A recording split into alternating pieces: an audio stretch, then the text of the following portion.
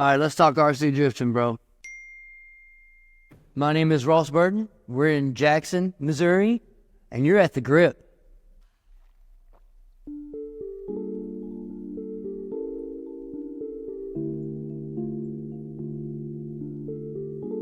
I'm originally from Louisiana.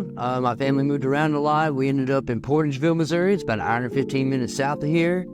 We now live in Jackson, Missouri. Me and my family work in Cape Girardeau, about 15 minutes south. Beautiful town here. 38. I think that's how the math adds up if you type in 1985. 38 this year. Gosh, you can find me on a bicycle with my 6-year-old daughter all the time running around Jackson, but I also prefer to go out and do archery hunting mid-September, right before it gets cold. I'd like to get in a tree stand and see if I can be successful putting some deer meat in the freezer for the winter. There's a lot of preparation that goes into archery hunting, kind of like into RC drifting, and you kind of reap the benefits of the preparation you put into it. RC drifting mirrors that. You really get what you put into it, and the more seat time that you drive your car, the better you're going to be able to position your car on the track. If I'm choosing a vehicle in real world, it's going to be an MR2 Spider. It's just a vehicle I know so much about and have owned for more than a decade, so done a lot of modifications to that particular type of vehicle for a multitude of people. That vehicle is mitted to layout. Doesn't matter if you're doing toge or low horsepower stuff or just building it for time attack. It's a really good platform, low budget, really hard to beat the smiles that kind of car put out for you. I really just wanted to build an RC car that was a model of my MR2. Is how I really got into RC. That happened like 2014, 2015. I was in Southern California. The only way to go was really an all-wheel drive RC drift car. Touring bodies were out there with an MR2 Spider. Then I found out about, the epicenter of RC drifting being Super G, and there was a track in Southern California, which was like, a couple years after they first started. So I felt fortunate to be able to visit their facility when it was, really just getting a kickstart. Really wish we would have gave more effort to the hobby back then. I tell Joey Tam all the time, I was his worst customer back then. Once we moved to Missouri, had a friend that was into RC, and I just grabbed a hold of the internet and grabbed the best recommended kit I could from Super G and the electronics they recommend, and it turned out to be the right move. I probably fell in love with RC drifting before I fell in love with, 1-to-1 scale drifting. I probably wanted to just get into RC drifting to mimic having a remote control vehicle with an MR2 body on it, just to be able to drive something around where I didn't have to put the risk of my actual car on the line all the time, but still enjoy it. RC drifting is that, what you want your car to be, you can tune it to do. Whether you want it to be a touring style or, drifting is a discipline that we run here. Remote control in general is just always super fun, no matter if it's tiny or big or indoor or outdoor. I never thought, looking back, that I would ever own a track now, but here we are. What is my favorite part of RC drift? Man, you will not beat just the adrenaline rush you get when you finally are like getting doors with somebody, lap after lap, finally hitting all the zones, and just the bliss behind that is rewarding. There's almost a form of meditation when you're just switching back and forth with somebody, and the amount of time it takes to get there, and that's what makes it so rewarding. The kind of camaraderie you get out of this community is different from other RC disciplines. There's a lot of competitiveness in like the racing forms of RC, and sometimes that'll keep information from sharing information between competitors that can really make or break a race, when really, you want it to be all about the controls of the car, not necessarily the tune of the car. So RC drifting is still competitive, but you'll find the community is more willing to get you as close as possible to them and let the laps be the deciding factor, not necessarily the tune on the car. So the fact that everybody will pop their body off and show you everything about their car is not something you'll see in other RC disciplines.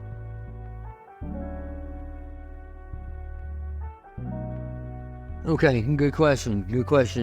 Touchy question for me because we used to go to a track all the time called RC Power Sports in Rolla, and I would not have a track if I didn't go there and experience the community they had, and long to also, be a part of something like that in a local sense. If they were not around whenever I got started, I would have never been able to enjoy my own car. So I give a lot of thanks to the community that they had there. They say imitation is the highest form of flattery. If I can bring anything close to what they had at RC Power Sports Rolla for their drift community here to Jackson, Missouri, that'll be a win. They had a really good community over there. Since they are such a long drive, we decided that we would look for an opportunity here where we can provide something locally. At the time, we only had 4 guys in the area with the car, including myself. We were in my basement, just sliding around, just having a good time. But we're ambitious to have something greater for the community, to have something public so that everybody can come in and drive together and enjoy the hobby together. We ran into our landlord who took us in with open arms, and we originally just had carpet glue. Ripped all that up, some really old concrete underneath. We kept that for a few months, about 4 or 5 months after we started. From there, Super G reached out to us, saw what we were doing, wanted to know if we wanted to be a part of the SDC series in 2023. Couldn't turn that down, considering, I used to visit Super G when they were at their original location. So we put epoxy down. We did that before round 1. After round 1, I put another layer of epoxy down just because I wanted to try to have the best surface possible for something as important as a Super Drift Championship round. So we let our second coat of epoxy last us the rest of the season. It's February, March right now, so we're about to put down our third or fourth surface in a year, where we move to the Japanese style here in just a month. My favorite part of the RC drift track is coming around our Manji through our straightaway into our deep zone before our 7-Eleven here.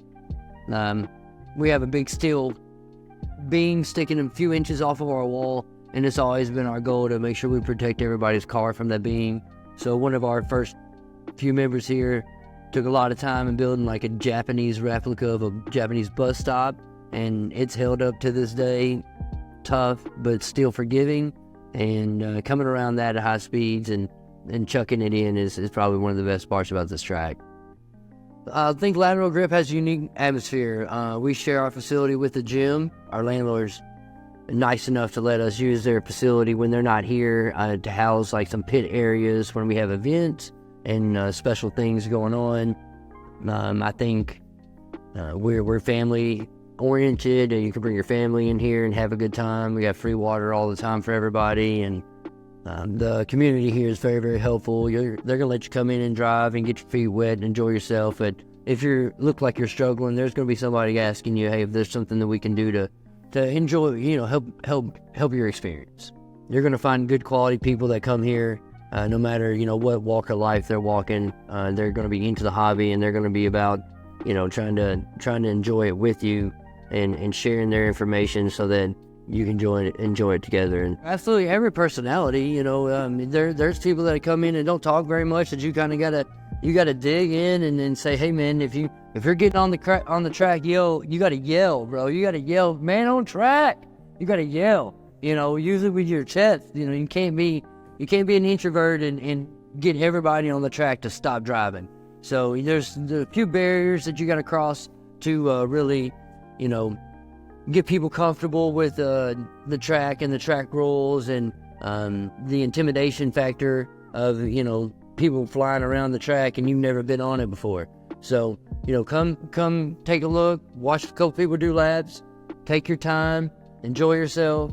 If you're looking for somewhere to belong, man, this is a great community. If you're looking for a hobby that you can, spend some time at your house and tinker with, and also come to the track and get some real tuning help and enjoy yourself, you'll get lost on the clock, man. You'll be in here for a few hours and it'll feel like, 30 minutes or an hour, and where did the time go? And you were just making laps and enjoying yourself. There's a sense of meditation when you're out here on the track. A lot of people throw a headphone in, or some people just listen to, whatever music we got playing in the background, but you'll see people laughing and having a good time, and, somebody will, run into a barrier or something like that, and it'll look great. And the realism that sometimes just being here provides is a big handful of smiles and laughs.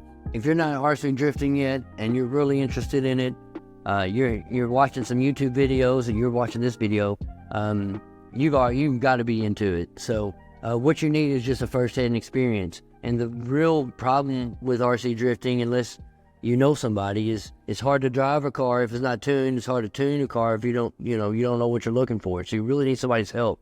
So you need to get out there, see what other people are doing, mimic that, ask them to help you get to their level so that you can, spend your money in the right place, first and foremost. And two, get the most out of the hobby as possible. Everybody wants to spend more time on the track than they want, to do in the pits. So unless you're just waiting on your battery to charge, spending all your time out here catching doors instead of tuning on the bench, that's where you get most smiles.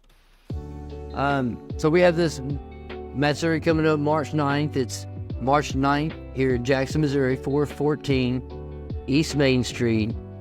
Battle at Lateral. We open at noon. We're going to have a tandem competition. Our qualifying starts at 5. We're going to have a parking competition. We're also going to have a last man standing. That's going to include our overpass. We're going to have trophies for all the winners. A lot of good prizes from a lot of sponsors from around the country and around the world are sending out some prizes for everybody, some giveaways.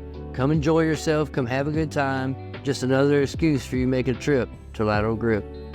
The easiest way to get in contact with me is an email, lateralgriprc@gmail.com. We also have a Facebook group that I post on regularly, Lateral Grip. We post a calendar showing in a month in advance the dates that we're going to be open and the times that we're going to be open. So if you want to make plans to travel to get here, you'll know what to expect and what's waiting on you.